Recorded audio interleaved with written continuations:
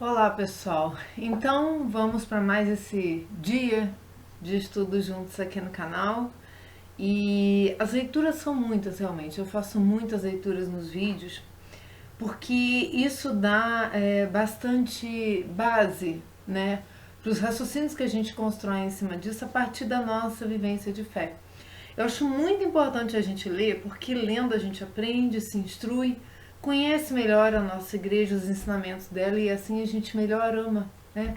A gente melhor defende a nossa fé, né? A igreja, eu sempre falo que não precisa de defesa, porque Jesus já disse que as portas não prevaleceriam, as portas do inferno não prevaleceriam, então a gente não se preocupa com a defesa da igreja, né? Porque a igreja é o nosso, somos nós, né? Então sempre, né, vai haver a fé. Jesus até questiona, né? Diz assim, será que quando eu voltar vai haver fé no mundo? Por quê? Porque a título de eu acreditar que eu tenho fé, muitas vezes eu desvirtuo a base da minha fé e construo a fé em cima do que eu interpreto do que é fé. Então, a fé professada por Cristo, ensinada por Cristo, é professada pela Igreja Católica. Por quê? Porque ela vem da tradição apostólica. Ela segue exatamente, né, sem intermediários, o ensinamento de Jesus Cristo.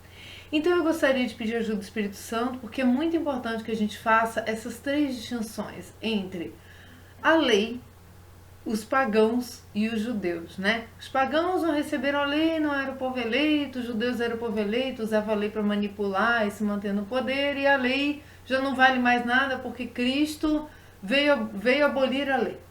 Cristo agora diz que a lei é o amor. É verdade, a lei é o amor. Mas é o amor que faz com que eu cumpra a lei de maneira perfeita, como os judeus não faziam. Então a gente tem que distorcer essas tramas para que a gente não seja abalado, né, quando a gente vê numa situação em que eu falo, meu Deus, se eu agir com amor eu estou agindo errado, então, né? Então o que é o amor?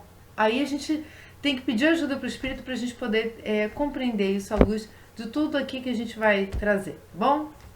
Em nome do Pai, do Filho, do Espírito Santo. Amém. Vinde, Espírito Santo, enchei os corações dos vossos fiéis, acendei neles o fogo do vosso amor. Enviai, Senhor, o vosso Espírito, e tudo será criado e renovareis a face da terra. Oremos, Deus, que instrui os corações dos vossos fiéis. Com a luz do Espírito Santo, fazei que apreciemos retamente todas as coisas, segundo o mesmo Espírito, e gozemos sempre da sua consolação por Cristo nosso Senhor. Amém.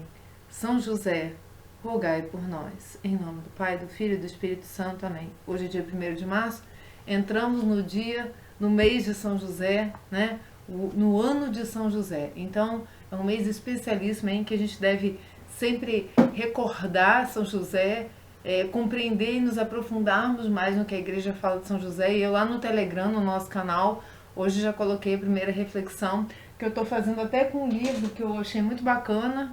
Esse livro aqui, Com São José na Estrada de Jesus, são 31 dias, então eu vou ler, não vou ler tudo que está no dia, mas eu vou ler um pequeno trechinho para vocês lá no Telegram, tá bom? Eu gostaria de começar esse vídeo lendo para vocês o que a igreja manifesta com relação a eu trazer a nossa fé para o plano apenas horizontal, né? Plano imanente, não para o plano transcendente.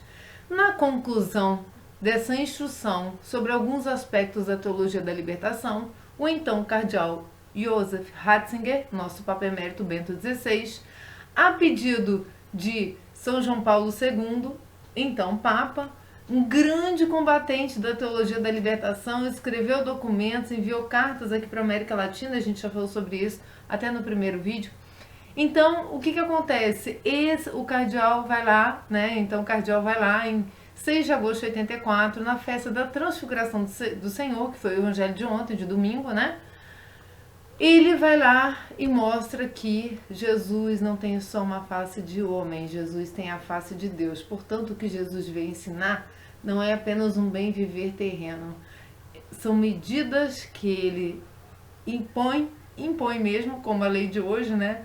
Não julgueis, é impositivo, não julgueis, né? Sede misericordiosos, né? Tá aí o evangelho de hoje.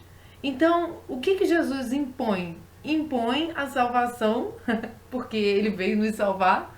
Então, a salvação, na verdade, ela é imposta como uma condição de redenção, mas para essa salvação que Jesus veio nos trazer, porque ele é a salvação, eu sou a ressurreição e a vida, é preciso seguir os mandamentos.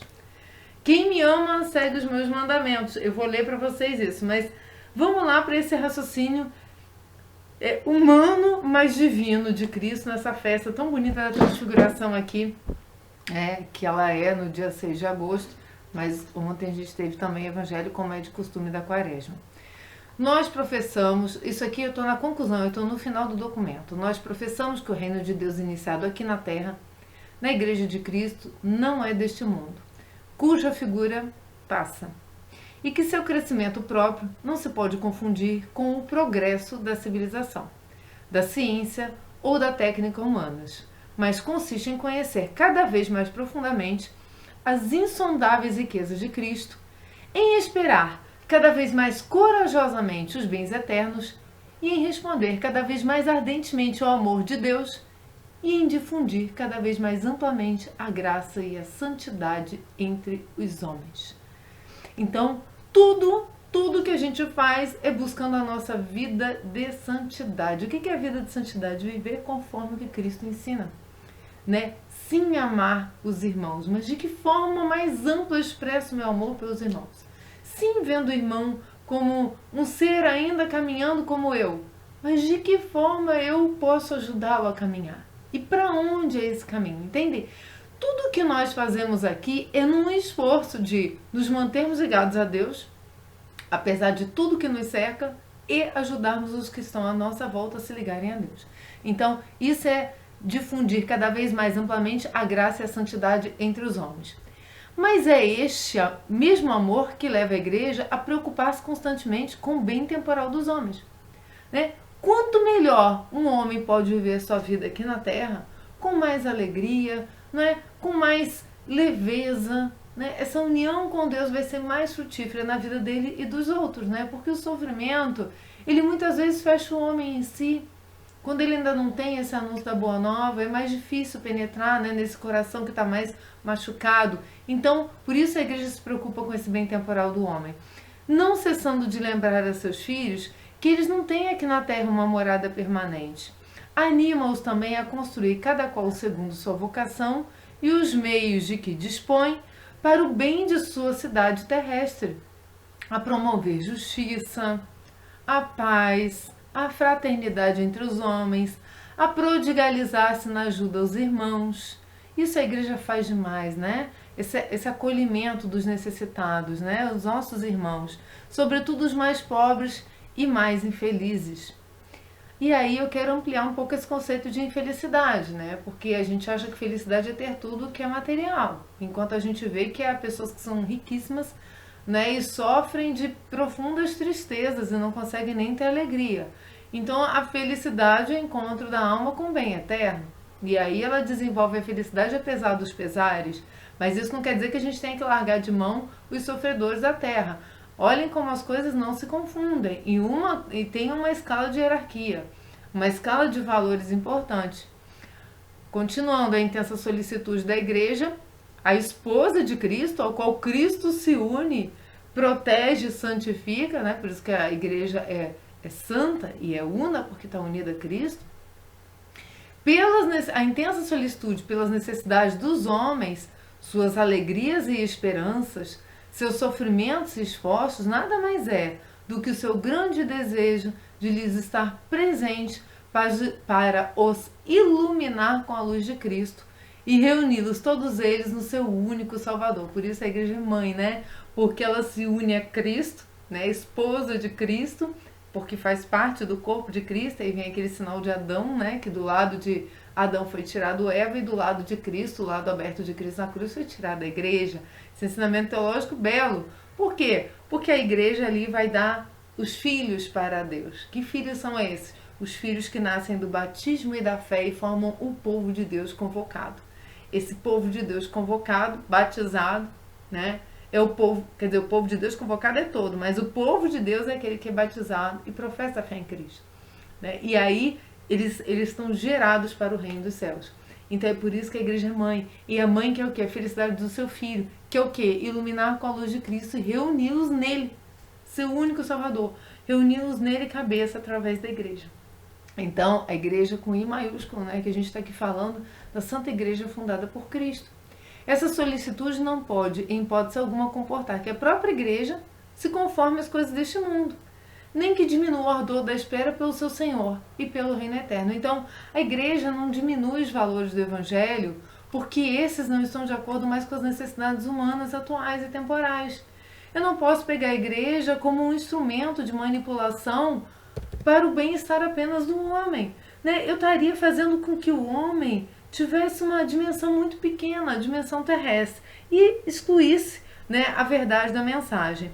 Eu quero ajudar o nosso raciocínio pautando por um esclarecimento que vem dessa instrução, né, em que Pascoal Rangel, no seu livro Teologia da Libertação, nos dá, porque ela vai ser uma baliza muito boa para esse vídeo.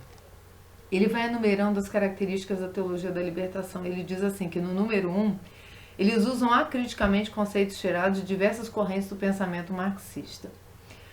Número 2, há uma excessiva politização que descaracteriza o específico cristão, né? Que é exatamente isso, por isso que eu quis ler a conclusão do documento anterior. 3, o sentimento de reino do céu sofre um processo violento de secularização. Torna-se antes uma utopia sociopolítica que se busca realizar na medida do possível com a instauração de uma nova sociedade. Então esse conceito nova humanidade que aparece N vezes no texto base da campanha, é esse conceito que é um reino do céu aqui na terra. Então ele vai formar uma nova humanidade, uma nova sociedade. Aqui está até entre aspas aqui. No 4, perde-se por isso aos poucos o sentido do pecado, cuja malícia se acha fortemente deslocada para o sociopolítico, para as estruturas, ou que se começou a chamar pecado social. Então eu não vejo mais o pecado como algo íntimo do ser humano, um ódio, vamos dizer, uma tradução do ódio, na verdade, a Deus. Porque Jesus diz, quem me ama segue os meus mandamentos, como a gente vai ler ali, já li no vídeo anterior também. Esse é o ódio a Deus, é o pecado, mas isso já fica pulverizado, né, e traduzido apenas a um pecado social, é um pecado que é cometido nas estruturas sociais, de injustiça, não é? De desmerecimento do oprimido, daquele que está afastado. A igreja não afasta nada disso, ela tem a doutrina social perfeitamente clara, a gente tem vídeos aí no canal sobre isso, mas é uma distorção dessa realidade, do pecado, né? Eu faço do pecado algo que eu não tenho que combater em mim, é um pecado de estrutura, né? Então assim, se você não aceita, né, as feministas porque elas pregam aborto, então você realmente não está vendo a ruptura social, que é em você não respeitar essa consciência. Não, eu não posso permitir que alguém viole um mandamento, que é o mandamento do não matar, né? Eu não posso permitir que alguém, a título de viver uma vida prazerosa, sacrifique sua própria alma, seu espírito, né? Odeia a Deus. Então, é uma disparidade tão grande de bem-estar com Deus e bem-estar humano, que as coisas são um abismo entre si, né? A luta de classes, no número 5, deixa de ser um fato social para se transformar em lei da história. Por isso aqui no texto base relata que Jesus, os cristãos eram uma minoria, olha o conceito minoria, né? Jesus tinha uma causa, né? Ele era vamos dizer, um agente de modificação social, né? Então, tem que transformar, para se transformar em lei da história, sem a qual nada se explica no desenvolvimento das sociedades. Então é por isso que eu tenho que transferir esse discurso de Marx lá para o tempo de Cristo, né? Eu tenho que remontar isso para isso fazer sentido no contexto religioso. É a sua luz que tudo se interpreta, funciona como princípio hermenêutico determinante, né? O princípio de interpretação determinante de todas as outras conclusões que eu vou chegar. A igreja, os sacramentos, a Bíblia, tudo é interpretado a partir do ponto de vista das classes, da teoria marxista das classes, inclusive e principalmente a opção pelos pobres, o conceito de povo, a igreja popular. 6. O próprio Jesus é visto como alguém que tomou partido, que agiu a partir de uma ótica de classe, e a tendência é vê-lo como revolucionário e libertador no sentido político do termo. E esse libertador toma o lugar de Jesus, a quem Deus fez Senhor e Cristo. Então Jesus não é mais Deus, Jesus é um libertador dos homens, né? Então é uma confusão completa e que afasta o homem da própria salvação, porque o que ele tem que buscar não são os bens terrenos, ele passa pelos bens terrenos para chegar nos bens eternos. Mas se eu digo que Jesus é essa figura, esqueço que ele é Deus, eu esqueço o meu destino, né? Que é estar com ele o quê? Na beatitude. Então é muito perigoso esse corte do transcendente. Forma-se uma figura de Jesus, uma espécie de símbolo que resume em si as exigências da luta dos oprimidos, né? Quase a ponto de fazer uma dessas estátuas de um desses ditadores, libertadores do povo, botar em praça pública como um líder, né? Um líder político. Continua usando certas fórmulas dogmáticas tradicionais, mas a questão é, por um lado, a nova significação que se lhes atribui, que é essa guerra semântica, né? Essa guerra de narrativa que se serve à linguagem, né? E por outro, o esmaecimento em que se deixa o Cristo da fé, né? Esse Cristo da fé, ele fica assim, aproveita seus conceitos, né, para transferir aqui para o social, mas ele fica esmaecido, ele não interessa. Dentro da perspectiva da libertação, a acentuação não cai nele. Pode ler o texto básico que vocês vão ver isso. É uma sílaba muda que pode passar despercebida sem fazer falta. É um pecado tão grave contra Deus porque é afastar o próprio Deus do caminho do homem, né? É afastar, a título de incluí-lo, eu estou afastando, né? É um trocadilho falso e mentiroso. Para terminar, no 7, faz uma leitura essencialmente política da Escritura, não só do Êxodo, mas do Magnífica, das Bem-aventuranças, etc. Porque é todo um contexto que se dá ali num ambiente de opressão, né? Num ambiente de tristeza, de sofrimento. Então eles aproveitam esses trechos e outros eles desprezam, como que eu vou ler aqui. Mais uma vez a questão é a ênfase, a hipertrofia do político tão inchado que não deixa ver e muito menos sentir e viver o resto, que afinal não é o resto, é o essencial. Desprezo do essencial, eu vou cair para o quê? Eu vou me alimentar do couvert, né? Eu deixo o prato principal e vivo do couvert. Vai morrer de inanição, vai morrer sem o alimento, porque a gravidade, e eu vi isso claramente, foi o gancho que eu decidi fazer esse vídeo, no vídeo anterior, quando eu refletia que o pagão não era criticado. E por isso que eu quis falar nesse vídeo sobre a lei, o judeu e o pagão, porque o pagão não era criticado em momento nenhum, não é no texto base. Então, para a gente não perder esse foco aqui dessa leitura que eu fiz, eu gostaria de pegar com vocês a parte em que ele realmente usa o Êxodo, porque é curioso, né? Parece que a gente está sempre voltando no mesmo assunto, por mais que os papas escrevam sobre isso, é sempre o mesmo assunto. Olha só, agora provando o que Pascoal Rangel falou. No texto base, tá? Da campanha da fraternidade ecumênica. As histórias do Êxodo nos contam como, diante das dificuldades da travessia para a libertação, alguns desejavam o retorno a situações violentas e degradantes de escravidão. Sempre que passavam por dificuldade como fome, sede ou diante das dúvidas de liderança sobre quais estratégias seguir para tornar real o processo de libertação, a primeira reação era a da aceitação ilusória de que voltar para a escravidão do Egito seria melhor do que buscar para saídas reais da crise. O que ele está querendo dizer é que o ser humano tem sempre a tendência, né, de se recolher debaixo da lei, né? Debaixo de uma lei, por mais que essa lei seja opressora dele. Isso que ele está querendo dizer. Eu volto para ser escravo, né, de um determinado chefe, mas eu não me liberto. Então aqui já há uma imprecisão. Eu quero pegar o 42 com vocês, porque ele está na mesma linha e ele ajuda a gente a pensar. Olha só. A sociedade brasileira vive momentos difíceis por causa dos muitos muros construídos, do racismo, das desigualdades econômicas, dificuldade de conviver com opiniões diferentes, desrespeito e ataque às instituições. Em situações limite como essa, na busca por refúgio, recorre-se por vezes ao sagrado. A religião torna-se uma possibilidade de segurança e a fé pode significar proteção. E aí eu instrumentalizo, né? Isso está querendo dizer do fundamentalismo das pessoas que se pautam pela religião, né? Eu fundamentalizo a fé para me proteger dos ataques, né? Então eu vivo num mundo tão sofrido como aquele do povo hebreu, escravizado, né, pelo faraó, lá pelo líder do Egito, e aí eu me volto para a fé, recorro ao sagrado, né? Então, aquele povo, na verdade, em fuga, estava fazendo isso, estava recorrendo ao sagrado. E aí, nisso, criaram leis, né, que são usadas como instrumento de manipulação. Então, tudo isso é um trocadilho, tá? Vamos aqui para o 35, mais um pouco para trás, porque, mais uma vez eu digo, estudo ajuda a gente a compreender o texto base e ajuda a gente a fazer as conclusões um pouco mais acertadas, né? Porque isso aqui tem muito de verdade, mas é a verdade manipulada, né? Então é a verdade que está contida com o fim de distorcer a verdade. Então, dizer uma meia-verdade não é dizer a verdade. 35, mesmo com tudo isso, ele estava aqui relatando tudo o que tem acontecido no mundo, né? Mortes pela pandemia, violência contra mulheres, feminicídio. No 34 ele vai dizer, mesmo com tudo isso, parte da sociedade seguiu manifestando seu racismo, seu ódio aos pobres, seu egoísmo.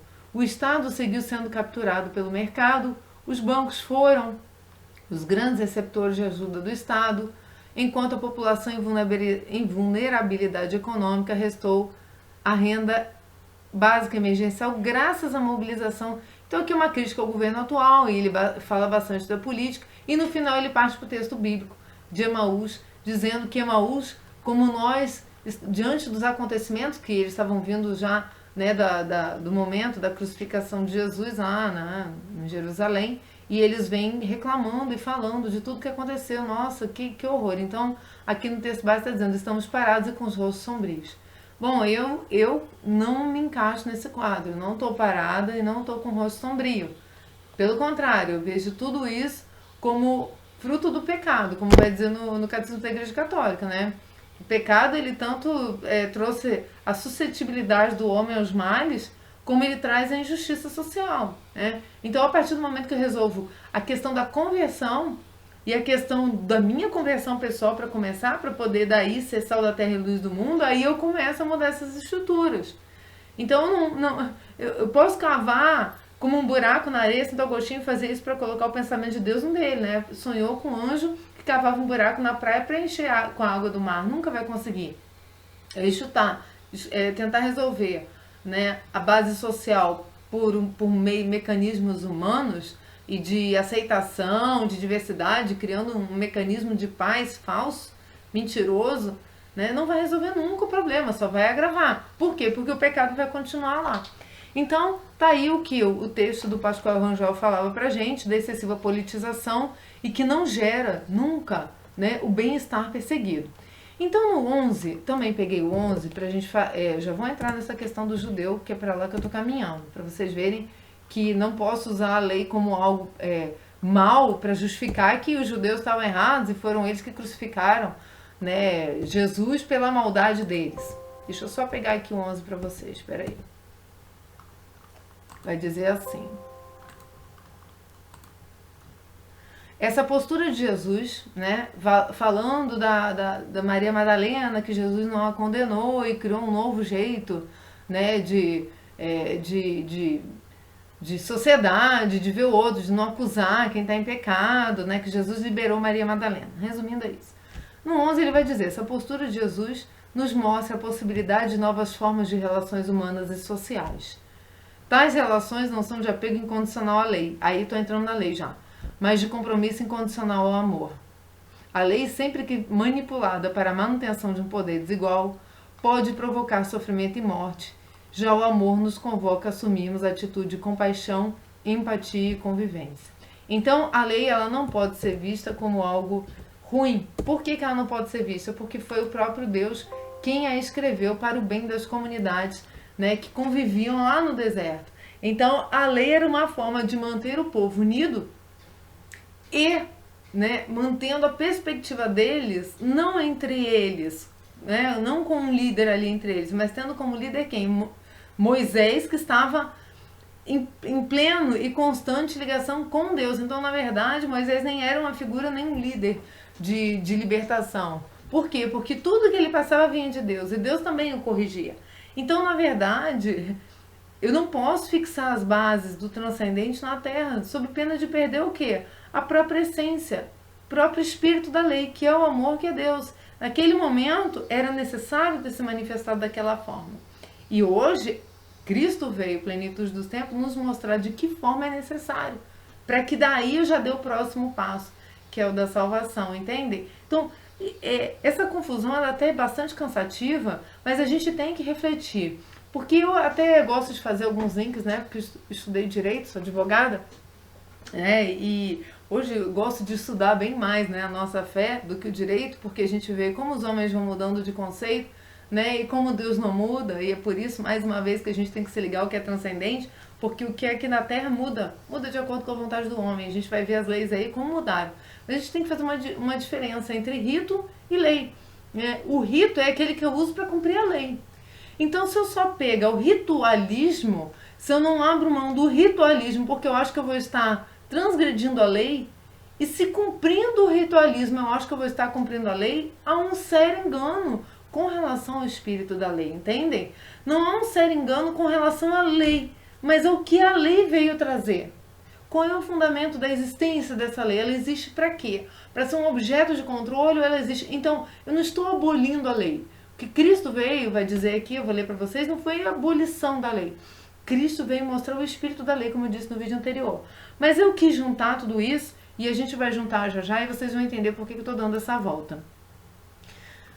Para terminar a leitura do texto base de hoje, eu vou pegar aqui o 126, em que ele diz, Efésios 2, 14, 18, tem como moldura as passagens. Eu não vou citar todas as passagens para ficar cansativo, mas ele diz que chamam a atenção para a necessidade de abolir a separação entre os não circuncidados, os gentios, os pagãos, e os circuncidados, os judeus.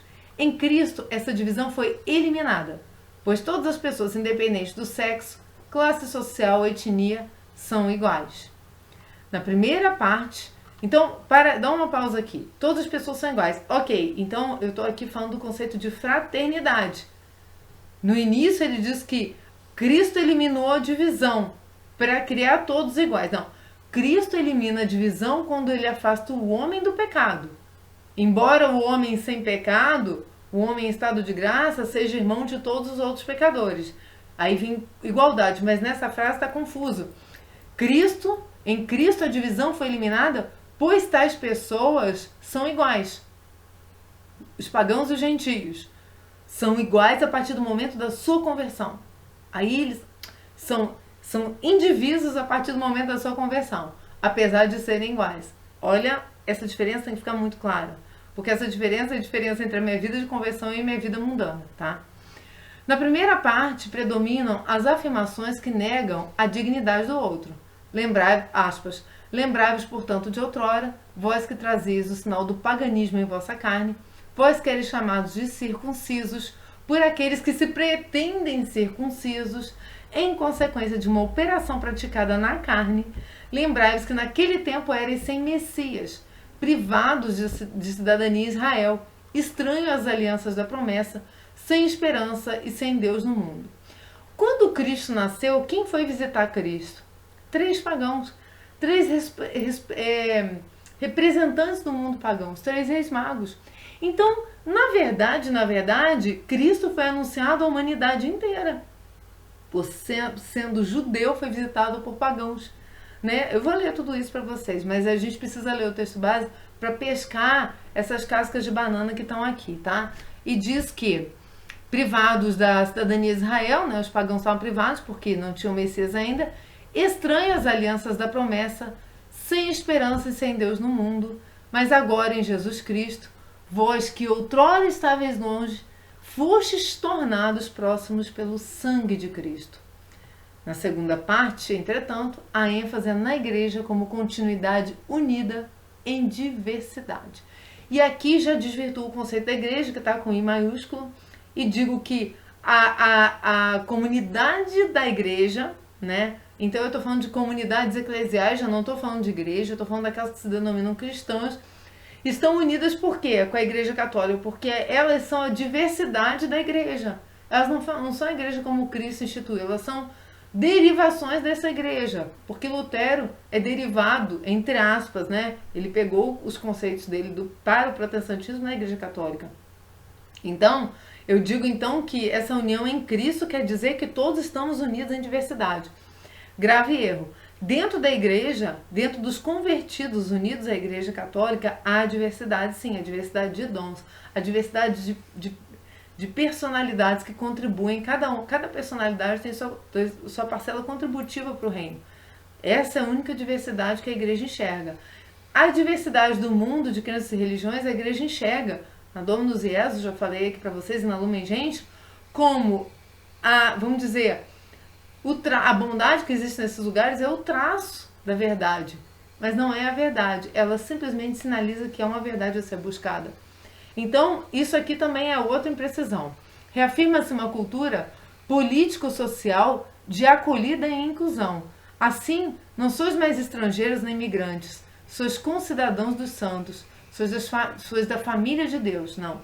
Concidadãos dos santos são todos aqueles que vivem em estado de graça e que buscam, como o jovem rico não conseguiu buscar, além de cumprir os mandamentos, amar. Então, é a ritualística que não aconteceu com o povo judeu que crucificou Cristo junto com os pagãos, a gente vai entender isso. Mas é além disso amar, é desapegar. O que é amar? É desapegar-se da carne. Esse era o problema do jovem rico. Ele tinha tantos bens que não é uma questão social ali, né? Ele era um menino bom, ele cumpriu os mandamentos, ele estava salvo, mas ele não era perfeito, ele não era santo. Então, aqui, essa comunidade de santidade que está dizendo, sois concidadãos dos santos, sois família de Deus, para ser concidadão dos santos, vai arado, viu?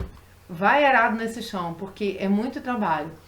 Fostes integrados na construção que tem como fundamento os apóstolos e os profetas, muito bem, e o próprio Jesus Cristo como pedra mestra. E Pedro como pedra, né? Que Cristo passou essa qualidade para Pedro. Tu és Pedro. Sobre essa pedra edificarei minha igreja. Mas vamos lá, não citou. É nele que toda a construção se ajusta e se eleva para formar um templo santo no Senhor. É o povo de Deus. O templo santo do Senhor é o povo de Deus.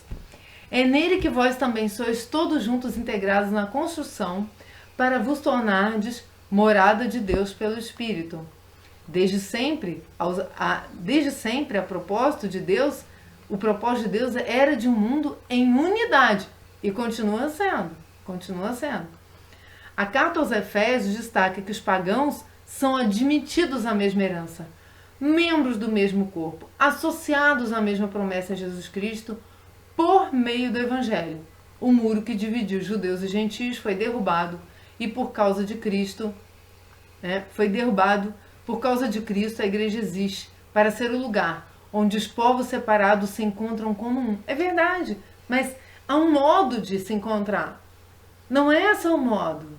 Há um modo propício de se encontrar. Do contrário, vai ficar que nem o povo perdido no deserto. É o povo que nunca aceitava o que Cristo falava, nunca aceitava o que Deus falava, estava sempre questionando. Né? Nos trouxeste para o deserto para morrer de fome, para continuar perdido nesse mundo.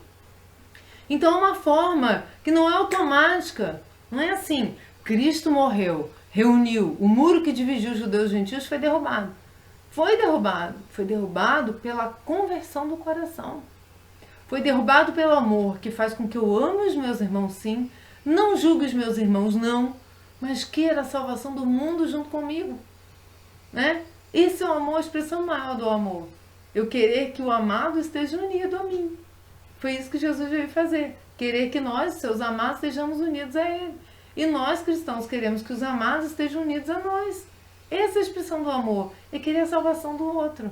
Então não é uma coisa assim, olha, a superação dessas hostilidades não foi meramente um produto colateral do Evangelho.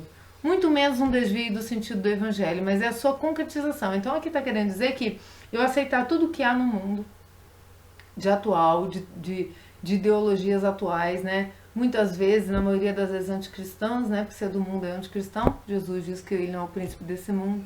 Então isso tem que ser absorvido pela igreja, para daí sim a igreja expressar sua missão. Nada disso. A missão da igreja é reunir, convocar na única cabeça Cristo, através do seu corpo místico, a igreja.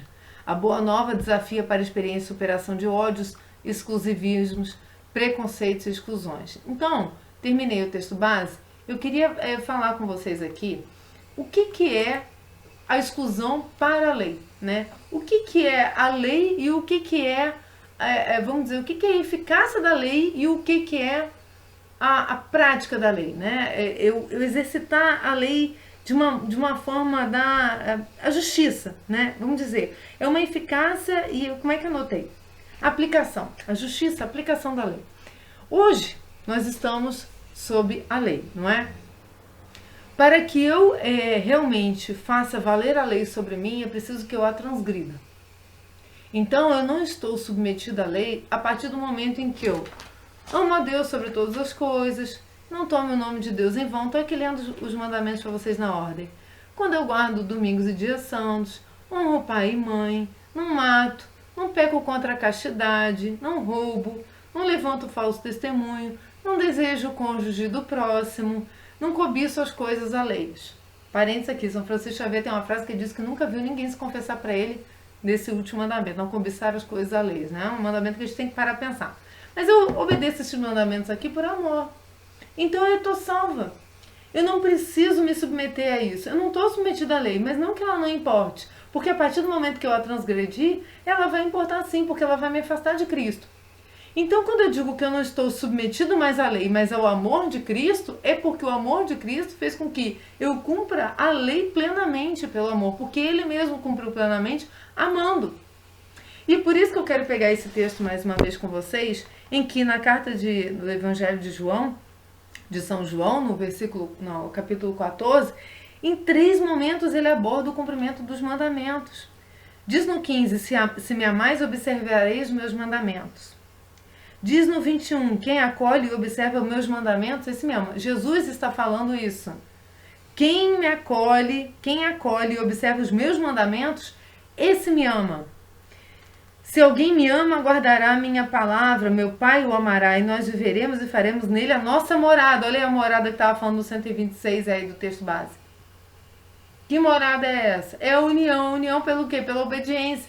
A obediência de Cristo.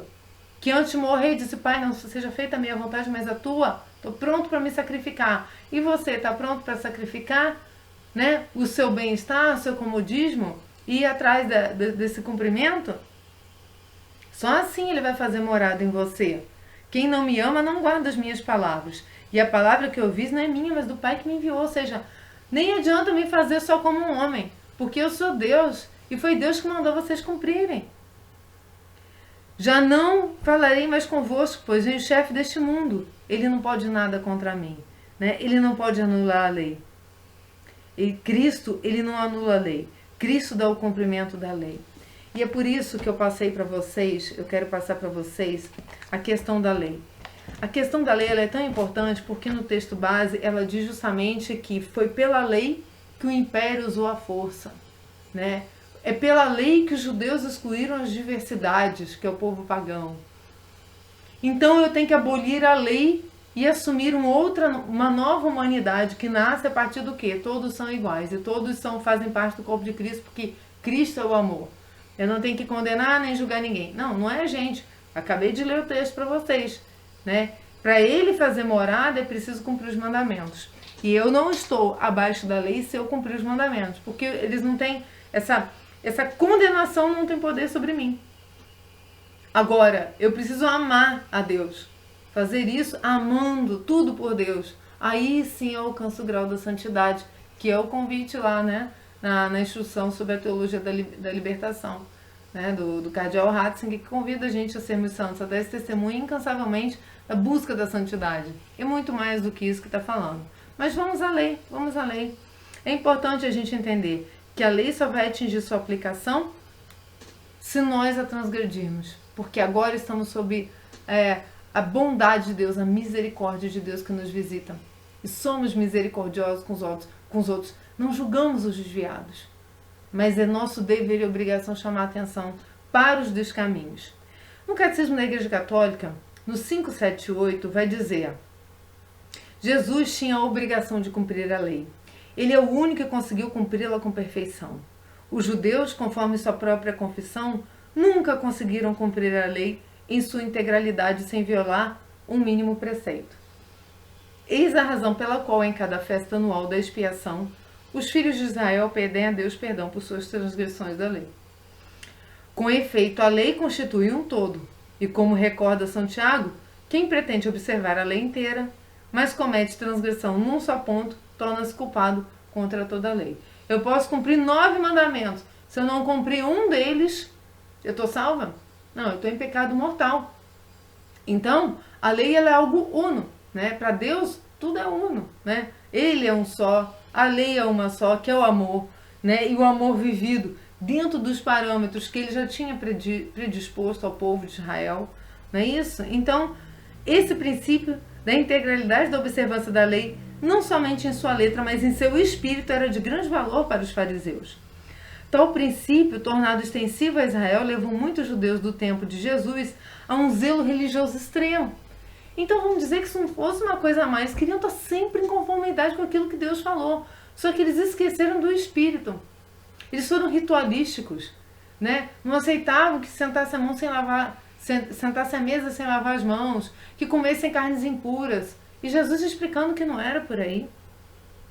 Não querendo ele se envolver em uma casuística hipócrita, só podia preparar o povo para aquela intervenção inaudita de Deus, que será o cumprimento perfeito da lei, exclusivamente pelo justo, em lugar de todos os pecadores. Esse justo com J maiúsculo, porque é Deus, né? Jesus é Deus, ele é a face da justiça divina, né? Mas é a face da justiça divina não na aplicação, que será após a nossa morte, mas na face misericordiosa de Deus, agora dando o pleno significado da lei. O cumprimento perfeito da lei só podia ser obra do legislador divino. Imagina se aquele que disse a lei, porque Jesus é o verbo de Deus, né? Então, se aquele com o qual a lei foi dita, Jesus Cristo, ia descumprir a lei, né? Deus não se desdiz. Deus não se desdiz. Isso são conceitos humanos, né? Deus não ser perfeito. A gente não pode achar que uma hora ele está dizendo uma coisa, outra hora ele está retirando, para outra coisa melhor acontecer. Gente, em Jesus a lei não aparece mais gravada em tábuas de pedra, mas em seu coração, de servo, o qual, pelo fato de promover fielmente o que é de direito, tornou-se a aliança do povo de Deus. Jesus cumpriu a lei até o ponto de tomar sobre si a maldição da lei. Olha aí o que eu falei. A maldição da lei. É o quê? A lei recaindo sobre os infiéis, né? Na qual incorreram aqueles que não praticam todos os seus preceitos. De fato, pela sua morte, ele redimiu as transgressões cometidas no decorrer da primeira aliança. No 5:8:2, indo mais longe, Jesus cumpre a lei a respeito da pureza dos alimentos, tão importante na vida diária judaica, revelando o seu sentido pedagógico por uma interpretação divina. Jesus não é um homem interpretando a lei. Ele não é um revolucionário dizendo que a lei tem que funcionar agora desse jeito. Então ele dá a interpretação de Deus. Aspas. Tudo que de fora entra no homem não pode torná-lo impuro. Assim declarava puros todos os alimentos. O que sai da boca é que a torna impura, pois é de dentro do coração humano que saem as más intenções. Ao dar com autoridade divina a interpretação definitiva da lei, Jesus acabou confrontando-se com alguns doutores da lei que não aceitavam a interpretação da lei dada por Jesus, apesar da garantia pelos sinais divinos que acompanhava. Jesus estava dizendo que ele não era um homem mudando a lei judaica. Jesus estava dizendo que ele que tinha dado a lei judaica, né? Antes que Abraão fosse, eu sou. Né? Jesus é muito, né? Ele está muito acima de qualquer condição que seja imposta pelo humano, mas mesmo assim se submeteu à lei, né? Justamente para dar total cumprimento, pleno cumprimento. Então aqui o texto base foge completamente desse raciocínio, porque Jesus, né? A lei foi dada por Jesus, apesar dos sinais eles rejeitaram, né? Jesus ele não manda cumprir as coisas dele sem sinais, porque ele sabe da nossa necessidade humana de confirmar tudo que vem dele. E aí, nesse cumprimento, é que daí emerge a união entre judeus e gentios, que é onde eu quero chegar, para já ir caminhando para a conclusão. Prestem atenção. Em qualquer época, vai dizer no 781 do catecismo, por isso que estudar o catecismo é a gente ter a noção exata, né, do que realmente é o ensinamento da igreja. Estudo teológico profundo, inclusive, para quem não tem teologia como eu. Em qualquer época, em qualquer povo, é aceito por Deus todo aquele que o teme, pratica a justiça, aprove, contudo, a Deus santificar e salvar os homens não singularmente, sem nenhuma conexão uns com os outros. Olha a importância da gente viver a fraternidade, né? Deus quer nos salvar em conexão, né? Por eu estar unida aqui através de uma tela, a gente tem a capacidade de aí agir, né? Pela igreja, ensinando, passando os ensinamentos da igreja. Deus nos usa como instrumentos, né? Deus precisa e quer contar com a gente como instrumentos de redenção. Então, aprove que ele constituísse um povo, que o conhecesse na verdade e santamente o servisse. Escolheu por isso Israel com seu povo. Então nós somos a continuidade. O cristão é o novo povo de Israel, é o povo da nova aliança. Tudo isso estabeleceu com ele uma aliança e o instruiu passo a passo. Vem aí toda a lei, o instruiu passo a passo. Tudo isso, porém, aconteceu em preparação e figura para aquela nova e perfeita aliança que se estabeleceria em Cristo. Esta é a nova aliança, isto é, o Novo Testamento, em seu sangue chamando de entre judeus e gentios, um povo que junto crescesse na unidade, não segundo a carne, segundo o seu modo de vivente de cada um, respeitando as diversidades, mas renascendo, mas no Espírito, renascendo pelo batismo. Aí a constituição de um só povo. Veja a diferença gritante de dizer que uma lei foi abolida e por isso a gente tem que juntar todos, não é isso? O povo de Deus tem características que o distinguem nitidamente de todos os grupamentos religiosos, étnicos, políticos ou culturais da história. Ele é o povo de Deus que não pertence como propriedade a nenhum povo. Não somos mais gentios, nem judeus, né? Nem gregos, nem romanos. Né? Nós somos o povo de Deus. Nós somos aqueles que se unem a Cristo cabeça. Ele, porém, adquiriu para si um povo, dentre os que outrora não eram um povo. A gente escolhida, um sacerdócio régio, uma nação santa, a nação pura, purificada pelo seu sangue. A pessoa torna-se membro deste povo não pelo nascimento físico, mas pelo nascimento do alto, da água do Espírito. Isto é, pela fé em Cristo e pelo batismo. Eu posso nascer da carne e viver da carne à vontade aqui na terra, mas eu só nasço para o reino dos céus. O meu espírito só continua na vida eterna se eu nascer no Espírito. Espírito com Espírito. Espírito não morre. Se ele não for para Deus, para onde ele vai? Fica a pergunta, né, para esses que não querem a transcendência. Se o nosso espírito não for para Deus, para onde vai? A condição deste povo é a dignidade da liberdade. É o uso da liberdade que não me torne indigno, que não fira a lei natural humana, que foi a dignidade com que Deus nos criou. Então, é a dignidade da liberdade dos filhos de Deus. Nos corações deles, como em um templo, reside o Espírito Santo. Sua lei é o mandamento novo de amar como Cristo nos amou. É a lei nova do Espírito Santo. Sua missão é ser o sal da terra e a luz do mundo. Ele constitui para todo o gênero humano a mais forte semente de unidade, esperança e salvação. Sua meta não é aqui. Sua meta é o reino de Deus iniciado na terra por Deus. Mas mesmo, por Deus mesmo. Reino a ser estendido mais e mais, até que no fim dos tempos seja consumado pelo próprio Deus. A gente vive o céu na terra, desde que a gente viva conforme os ensinamentos de Cristo. Então, o que acontece? Por que a gente se dividiu então?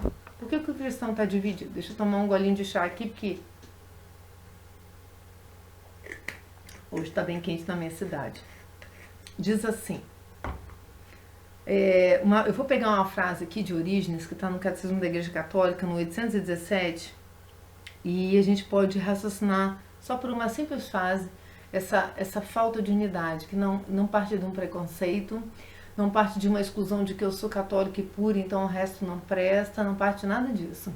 Ele parte de uma lógica, né, da minha aderência ou não, dessa qualidade de povo de Deus que eu acabei de ler para vocês. Vai dizer a questão do pecado. Onde estão os pecados, aí está a multiplicidade das crenças, aí o cisma, aí as heresias, o que a gente tem visto aqui, infelizmente, aí as controvérsias, fruto do pecado. Onde, porém, está a virtude, aí está a unidade, aí a comunhão. Em força disso, os crentes eram um só coração e uma só alma. Ora, então eu posso partir, né, para a leitura que eu fiz hoje, a leitura de Santo Tomás de Aquino, a meditação para a Quaresma, que foi o que, no fundo, me inspirou esse vídeo. São Tomás de Aquino, une a responsabilidade dos judeus e dos gentios pela condenação de Cristo, enquanto o texto base não faz isso. Ele diz: pelo modo mesmo com que se dá a paixão de nosso Senhor, seus efeitos são prenunciados. Em primeiro lugar, a paixão de nosso Senhor teve por efeito a salvação dos judeus, muitos dos quais foram batizados com sua morte. Muitos judeus são os cristãos, né? E muitos pagãos são os cristãos, né? Então, eu não posso mais sinalizar como o povo judeu, né? Em segundo lugar, por conta da pregação desses judeus, os efeitos da paixão passaram também aos gentios. Olha aí, os efeitos da paixão. Por quê? Porque eles já estavam sendo responsáveis, eles estavam ouvindo, né? Cristo pregou para todos. Todos estavam ouvindo. Então, quem são os responsáveis pela morte de Cristo? Conclusão lógica. Houve, portanto, certa adequação do fato de a paixão de nosso Senhor ter começado com os judeus.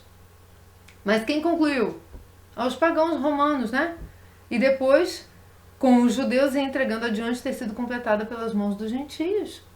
Gente, os pagãos são tão responsáveis pela morte de Cristo quanto os judeus, quanto nós cristãos atualmente, quando negamos Cristo e pecamos, ofendemos Cristo. Cada cravo, cada chicotada que ele tomou lá era por mim também, quando eu pequei. Quando eu peco. A gente não pode prender Cristo num tempo e espaço. Né? Deus é atemporal. Para mostrar a abundância do amor que o moveu a sofrer, Cristo na própria cruz pediu misericórdia para seus torturadores. E já que ele desejava que tanto os judeus quanto os gentios percebessem essa verdade a respeito de seu amor, ele também desejou que ambos tivessem parte em fazê-lo sofrer. Ninguém escapa, não. Está todo mundo condenado, todo mundo matou Cristo.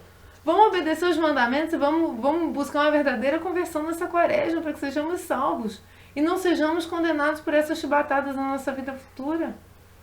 Foram judeus e não gentios que ofereceram os sacrifícios simbólicos da antiga lei. Eles têm mais responsabilidade, sim, porque eles tinham todo o fundamento, né, do amor de Deus, né? A paixão de Cristo foi uma oferta através de sacrifício, uma vez que o Cristo padeceu sua morte por sua própria vontade, movido por caridade, né? Se Deus não tivesse permitido, se Cristo não tivesse aceitado, nada disso aconteceria. Ele era Deus, ele realmente teria se despregado da cruz, saído andando no meio de todo mundo, sem chaga nenhuma, inclusive.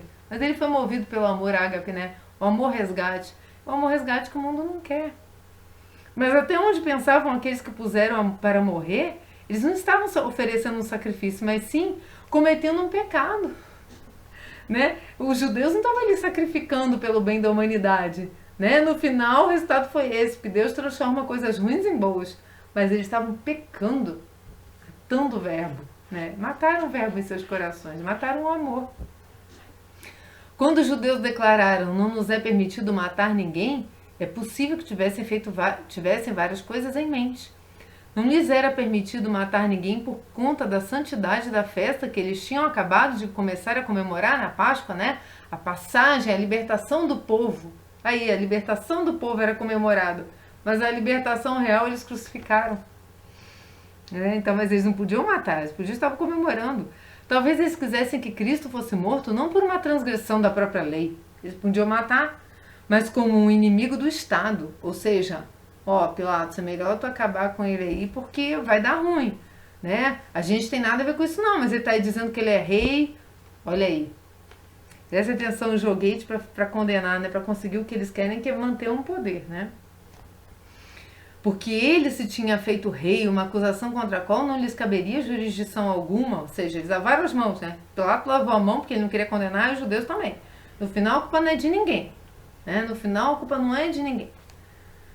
Ou então, pode ser que eles tenham querido dizer que eles não tinham o poder de crucificar, que era o que eles almejavam, mas apenas de apedrejar. Do mesmo modo que eles depois apedrejaram Santo Estevão, né? O protomártir, né? O primeiro mártir da igreja, né?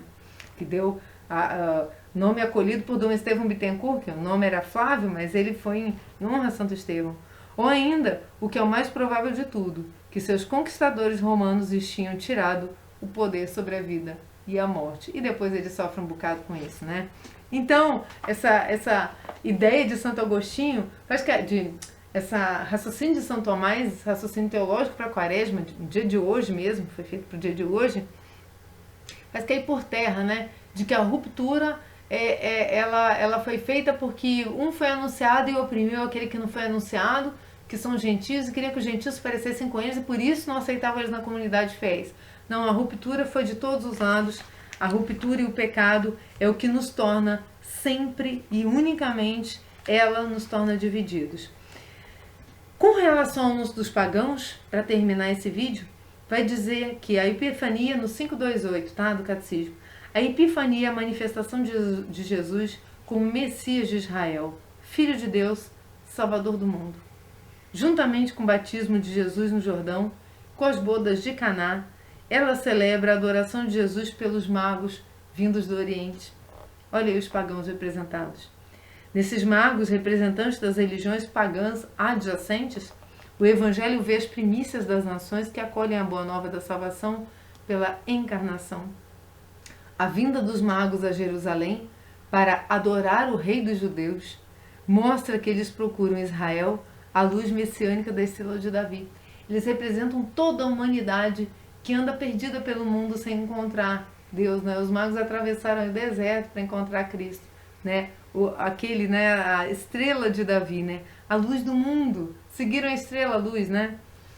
Aquele que será o Rei das Nações. Sua vinda significa que os pagãos só podem reconhecer Jesus e adorá-lo como Filho de Deus e Salvador do mundo, voltando-se para os judeus. Aí sim, formando um só povo, né? Estando debaixo do ensinamento que foi passado para o povo de Israel, mas que eles não detinham algo como, não poderiam deter algo como um cercadinho para o povo judeu, mas era para toda a humanidade, por isso a presença dos reis magos. Recebendo dele sua promessa messiânica, tal como está contida no Antigo Testamento. A Epifania manifesta que a plenitude dos pagãos entra na família dos patriarcas e adquire o privilégio do povo eleito. Então tá aí, os pagãos sendo integrados tanto como povo eleito, como sendo responsáveis pela crucifixão e morte de nosso Senhor na cruz. Com relação à responsabilidade dos judeus por terem oprimido o povo, feito uma opressão, né? São Pedro, ele fala muito bem, eu vou deixar só enunciado para vocês, tá? Nos Atos dos Apóstolos, eu estou aqui no capítulo 3, versículo 14, 17 e 19, eu marquei para vocês, procurem ler, para não me alongar demais, esses versículos, porque eles corroboram isso que eu vou ler aqui. Para a gente não botar um como mocinho e o outro como vilão. E nós cristãos agora como o povo que tem que aceitar tudo. Para concluir, levando em conta a complexidade histórica do processo de Jesus, manifestada nos relatos evangélicos e qualquer que possa ser o pecado pessoal dos atores do processo, Judas, o Sinédrio, Pilatos, conhecidos só de Deus, não se pode atribuir responsabilidade ao conjunto dos judeus de Jerusalém, a despeito dos gritos de uma multidão manipulada e das censuras coletivas contidas nos apelos à conversão depois de Pentecostes. Os que querem fazer política são os que usam hoje o Evangelho para fazer apelo de massa, né? 597 do Catecismo, né? É a tradução bem simples que dá para fazer. O próprio Jesus, ao perdoar na cruz, e Pedro, depois dele, aí a leitura que eu falei para vocês, reconheceram a ignorância dos judeus de Jerusalém até de seus chefes.